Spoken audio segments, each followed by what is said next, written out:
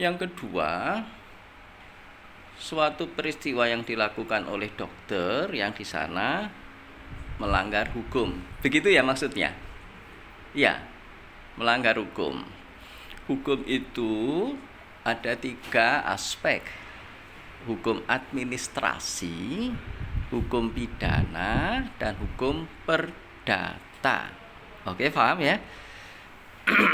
Dokter yang dia praktek melanggar administrasi, contohnya dokter yang tidak punya SIP tapi praktek menjalankan keilmuannya untuk menolong pasien dan mendapatkan balasan jasa berupa uang, itu malpraktek administrasi karena nggak punya SIP gitu.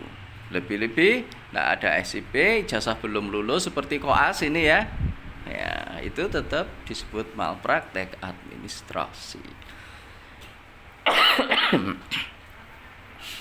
Malpraktek pidananya ya, itu berarti memang kamu melakukan perbuatan terkait dengan immoralitas.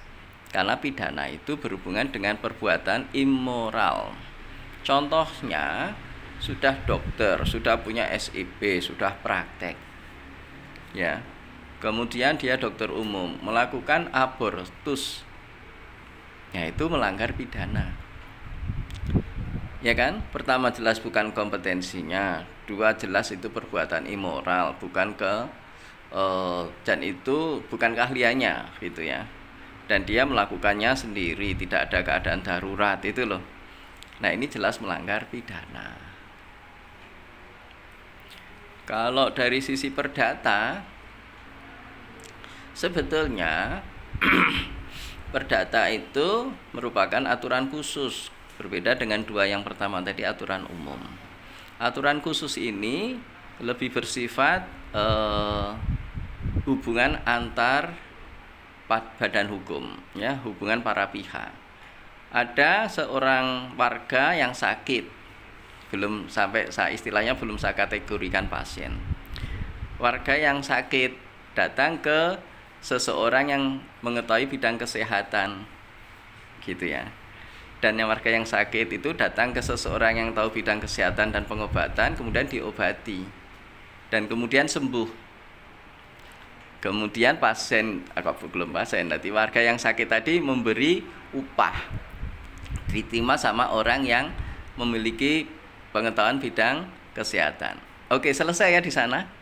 Artinya si orang yang sakit, warga yang sakit tadi memberi upah, setelah kemudian yang orang mengerti kesehatan tadi memberikan bantuan pelayanan kesehatan. Selesai. Dari sisi perdata nggak ada problem. Dan kalau itu kemudian dimasukkan warga yang mengalami sakit disebut pasien, orang yang memiliki ilmu tentang kesehatan disebut dokter, itu selesai.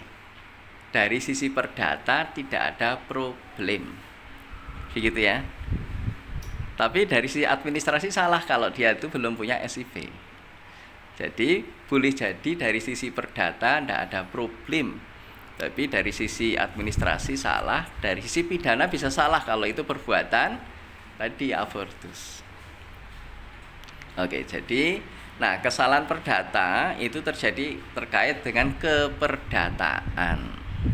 Contohnya pasien ya datang, dia umurnya 15 tahun ke praktek dokter untuk minta suntik KB. 15 tahun itu belum dewasa, artinya secara perdata tidak cukup untuk membuat keputusan sendiri, tidak kompeten untuk membuat keputusan sendiri, maka dia tidak boleh melakukan tindakan itu. Harus diwakili oleh walinya atau orang tuanya saat dia memeriksakan diri ke dokter. Kalau dokternya kan sudah pasti dewasa, maka dia cakap. Nah, jadi secara perdata yang seperti ini melanggar perdata. Oke, jadi kajian perdata, ada administrasi, ada pidana, itu menjadi 3 aspek di pelayanan kesehatan dari kacamata hukum. Sehingga seseorang boleh jadi tidak melanggar perdata, tapi melanggar administrasi, melanggar pidana. Boleh jadi dia secara administrasi nggak melanggar, tapi melanggar perdata. Begitu. Nah, nanti kita mesti menilai kasus per kasus dari kacamata hukum. Oke, paham?